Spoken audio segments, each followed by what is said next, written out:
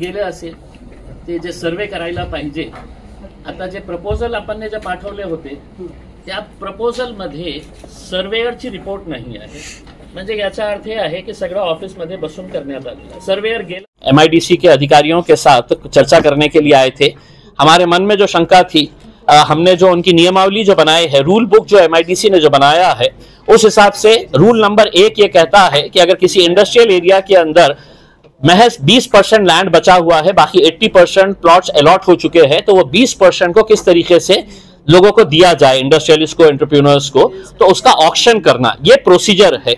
बाकी सब प्लॉट्स के लिए auction KIA गया है. इनके बोलने के हिसाब से सिर्फ ये प्लॉट का ऑक्शन इसलिए नहीं किया कि ये खामोशी में बंद दरवाजे के अंदर खेला गया एक भ्रष्ट पूरा प्रोसीजर को एडॉप्ट किया गया मंत्री जी को खुश करने के लिए. अब इसमें हमारा यह कहना है कि अगर आपका ही नियम अगर आप तोड़ रहे हैं तो हो सकता है कि कल हम जब एनफोर्समेंट डायरेक्टोरेट के पास जाएंगे, CBI एंटी करप्शन विंग के पास जाएंगे, तो MIDC के जिन जिन अधिकारियों के सिग्नेचर्स है हम सबको इसके अंदर दोषी बताएंगे और इनकी इंक्वायरी भी करो बोल के किस वजह से इन्होंने ये सारे नियम तोड़कर ये मिनिस्टर साहब के परिवार को, जो अब मैं उनको एक नया टाइटल दे रहा हूं कि परिवार कल्याण मंत्री हो गए हैं वो. तो परिवार कल्याण मंत्री जी को ये जो दिया जा रहा है ये सब कुछ, इसके बारे में सरकार अगर नहीं करेगी तो हम एजेंसीज के पास जाएंगे और एजेंसीज ने भी कुछ नहीं किया तो हम अदालत का दरवाजा खटखटाएंगे. क्या नियम तोड़े गए? देखिए, इसके अंदर तो सबसे पहला जो ऑक्शन होना चाहिए था वो ऑक्शन नहीं किया गया है. प्रायोरिटी जो देनी चाहिए थी कि जो एग्जिस्टिंग वहां पे इंडस्ट्रीज है इनके नियम के हिसाब से अगर किसी को एक्सपांड करना है अपनी एग्जिस्टिंग इंडस्ट्री को, तो वो प्रायोरिटी के ऊपर उसको मिलना चाहिए कि उसकी ऑलरेडी वहां पे इंडस्ट्री रन हो रही है करके. उसमें आपने जब एम्प्लॉयमेंट जनरेशन की बात होती है तो हम जगह दे रहे हैं 5 एकड़ और उसमें 50 लोग काम करने वाले हैं, तो आप उसको प्राधान्य नहीं देना चाहिए. जो इंडस्ट्री 500 रोजगार देने वाली है, हो सकता है कि ये 106 करोड़ रुपए की नहीं, हो सकता है कि 300 करोड़ रुपए का इन्वेस्टमेंट आ जाता अगर ये प्रॉपर तरीके से इसका ऑक्शन करे होते. लेकिन इन्होंने सारे नियमों को कचरे की टोकरी में डालकर सिर्फ मंत्री जी को खुश करने का काम किया है. धन्यवाद. आता ह्याच्यावरती काय निर्णय आता तो नियम सांगा. सोबत त्यांना प्लॉट अलाउड झालाय, कधीपर्यंत होतं जी सर. आणि त्यांनी का केलं? MIDC 2023 रोजी त्यांना आपण अलॉट केला होता प्लॉट. तिथून 3 वर्षात त्यांनी 3 आहे की 2 वर्षामध्ये प्रायोरिटीमध्ये आपण देतो, त्याच्यामध्ये 2 वर्षामध्ये त्यांनी तो प्लॉट डेव्हलप करणं अपेक्षित होतं. त्या व्यतिरिक्तही आपली पॉलिसी आहे की कुठल्याही रिझन, म्हणजे रिझन आता N नंबर्स ऑफ रिझन असू शकतात उद्योजकांकडे, फायनान्शियल प्रॉब्लेम, मेडिकल प्रॉब्लेम, जो काही त्यांना जो काही रिझन देऊन त्यांनी सांगितलेलं आहे की आम्ही ह्या 2 वर्षात डेव्हलप करू शकलो नाही, तर त्याच्यातही आपली पॉलिसी आहे की आपण एक्सटेन्शन देतो. तर आता ती फाईल एक्सटेन्शनला मुंबईला गेलेली आहे. त्यांना जर एक्सटेन्शन मिळालं 6 महिने 1 वर्ष जे काही हेड ऑफिस देईल, त्या एक्सटेन्शन त्या डेव्हलपमेंट अतिरिक्त डेव्हलपमेंट पिरियडमध्ये त्यांना तो प्लॉट डेव्हलप करणं गरजेचं आहे. नाही केल्यास मग तो प्लॉट रेझ्युम बॅक होतो आणि मग इतर उद्योजकांना आपण तो वाटप करतो. रिझ्यूम करायचा कालावधी किती दिवसाचा आहे सर? त्याला मला वाटतं किती आहे, त्याला काय त्यांनी जर प्लॅन सँक्शन करून घेतलेला असेल तर त्याला आपण 2 वर्षाची मुदतवाढ देऊ शकतो. पहिली मुदत कालावधी संपल्यानंतर किती दिवसात तुम्हाला ऍप्लिकेशन करावं लागतं? जर त्यांनी काही डेव्हलप केलेला नसेल पुढल्या 2 वर्षात सुद्धा, तर मग 3ऱ्या वर्षी आम्ही तो परत घेतो. नाही, कसं आहे, पहिले 2 वर्ष सोडून आता डेव्हलपमेंट पिरियड पुढचे 2 वर्ष. आरोप आया कि कुछ डॉक्यूमेंट फाड़फोड़ किए जा रहे हैं. क्या आपके कोई अधिकारी किसी से कहीं कोई मिले हुए हैं? नहीं सर, MIDC में तो ऐसा होता नहीं है. अगर होता है तो हम ही उस पे वो देखेंगे. हम अगर आपके नजर में ऐसा कुछ आया होगा तो आप प्लीज हमें बताइए, तो हम उस पे भी कुछ करेंगे. हमारे वरिष्ठ कार्यालय के जो है वो करेंगे. शेवटचे खासदार साहेबांनी जे सांगितलं की ह्या जागेवरती ट्रक थांबायला जागा द्या आणि हा जो प्लॉट दिलेला आहे त्याची अलॉटमेंट रद्द करा, नाहीतर ऑप्शन करा. बरोबर सर. ह्या गोष्टी त्यांनी मांडल्या, त्याच्यातून पुढे काय करणार आहात कसं? हा सर, आता कसं आहे, आमच्या पॉलिसीनुसार तर आम्हाला त्यांना एक्सटेन्शन द्यावं लागेल, कारण आमची पॉलिसीच आहे तशी. त्यांचा डेव्हलपमेंट पिरियड संपला ना, त्यांनी जी काही नियमांचं उल्लंघन झालेलं आहे, ते वस्तुस्थिती आता सरांनी जे प्रश्न उपस्थित केले त्या अनुषंगाने आम्ही एक प्रस्ताव बनवू आणि वरिष्ठ स्तरावर पाठवू आणि बघू सर आता त्याच्यावर काय निर्णय घेतील हे वरिष्ठ स्तरावरच होईल. आमच्या लेवलला तर फक्त वस्तुस्थिती मांडून वरती पाठवून नियम नाही. आता सरांची आहे ना मागणी, किंवा तुम्ही असं नाही, मी तर एम्प्लॉयमेंट जनरेशनचा विषय त्यांनी फार प्रकर्षानं मांडला. बरोबर. ते पण त्या क्लॉज मध्ये तेच दाखवत होते. हो. ते विचार नाही घेतला का तुम्ही?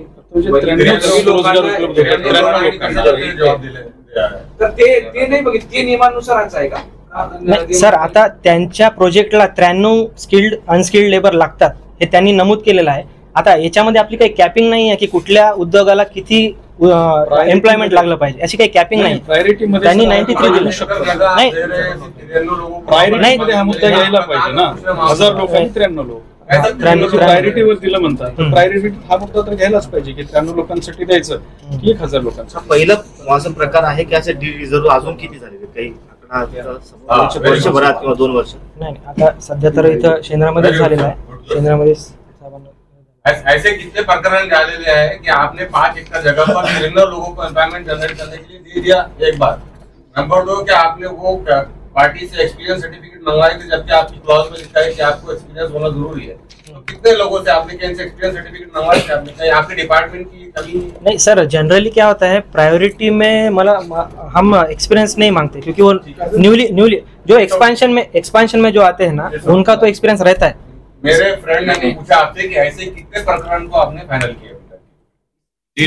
हाँ सर, इसके लिए मुझे थोड़ा टाइम दीजिए क्योंकि मुझे वो रिकॉर्ड निकालना पड़ेगा. वो रिकॉर्ड निकाल के मैं आपको बता सकता. नहीं, कैसा है, अभी मुझे आके यहाँ 2 साल हुए. मेरे पहले अगर 2-3 साल पहले कुछ हुआ होगा तो मुझे, अगर आप देते हैं कि 5 साल में हुआ या 10 साल में हुआ तो मैं आपको दे दूंगा. एक असं आहे की तुम्ही असं म्हटलं की हे प्लॉट प्रायोरिटीने दिला. प्रायोरिटीला तुम्ही त्याचा नियम सांगितला की विदेशी कंपनी आणि 20 कोटी रुपयांची. बरोबर सर.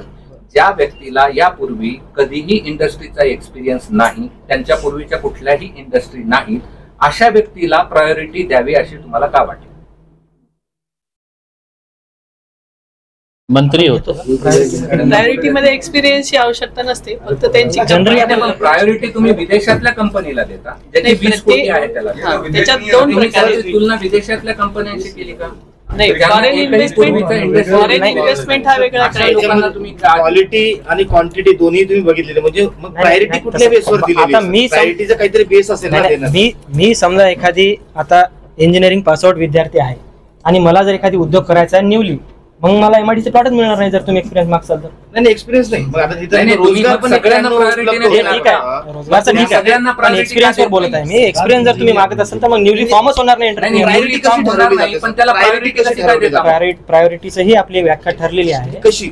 20 कोटी इन्व्हेस्टमेंट किमान 20 कोटी इन्व्हेस्टमेंट. म्हणजे ते नाही, म्हणजे यांनाच काय प्रायोरिटी द्यायची असं, म्हणजे काहीतरी असं ना की यांनाच का द्यायचं, बाकी इतरांना का द्यायचं? हे बघा, ज्या अर्थी शेंद्रा इंडस्ट्रियल एरिया पूर्ण भरलेला आहे त्या अर्थी आम्ही प्रायोरिटी बाकीच्या नाही दिलेल्या आहे. असं नाही की आमच्याकडे प्लॉट शिल्लक आहे. असं म्हणलं की ही जागा घेतली असती, मी सुद्धा इंडस्ट्री सुरू केली असती आणि तेवढ्याच जागेमध्ये 1000 लोकांना रोजगार देऊ शकलो असतो, असं ते म्हणाले. उलट आणखी असं म्हणाले की 6-7 कोटीला जो प्लॉट दिलेला आहे 10 कोटी रुपये सुद्धा दिले असते किंवा दुसरी सरकारचा फायदा झाला, रोजगार मिळाले असते शहरवासियांना. अरे थांब ना, एवढं उत्तर द्या.